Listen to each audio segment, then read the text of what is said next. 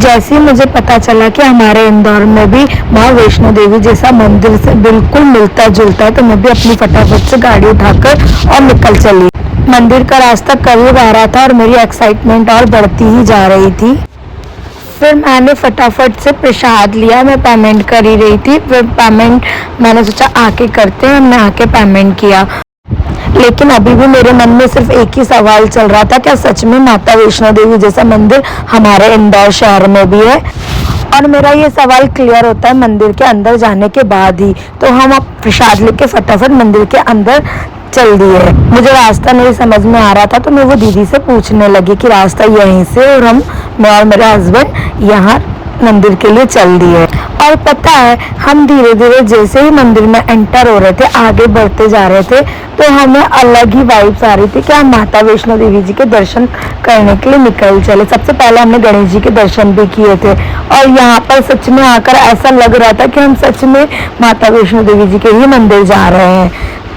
और ये मंदिर बाहर से जितना सिंपल दिखता है ना, अंदर से उनकी गुफाएं उतने ही खूबसूरत बना रही थी। फिर हमने यहाँ पर भोलेनाथ जी के दर्शन भी किए, जो कि बहुत खूबसूरत यहाँ पर मूर्तियाँ बनाई गई थी, बहुत सुंदर सी।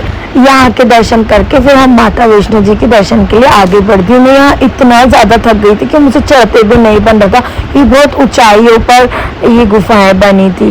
और फिर मैं इतना थक गई थी ना कि आखिर में मुझे यहाँ पर बैठना पड़ा, मुझे रेस्ट लेना ही पड़ा। फिर आगे बढ़ते हुए यहाँ पर बैठ गई, 2 सेकंड का रेस्ट किया। फिर इसके बाद हम यहाँ से उठ के चल दिए। फिर मैं आई अर्धकुंवारी, मैं गुफा के अंदर से भी निकली। फिर अर्धकुंवारी के मैं अंदर गुफाओं के अंदर से निकली।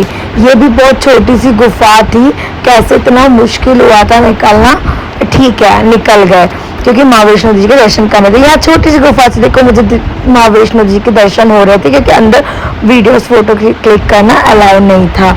फिर मैं वहाँ नहीं कर पाई, मैं अपने हस्बैंड को कहती कि कैमरा बंद कर लो। फिर हमने नॉर्मली यहाँ पर बस दर्शन किए, और दर्शन करके हम बाहर की ओर निकल चले। अगर आपको मेरा छोटा सा मिनी व्लॉग अच्छा लगा हो तो please like share and comments करना ना भूलें। Thank you.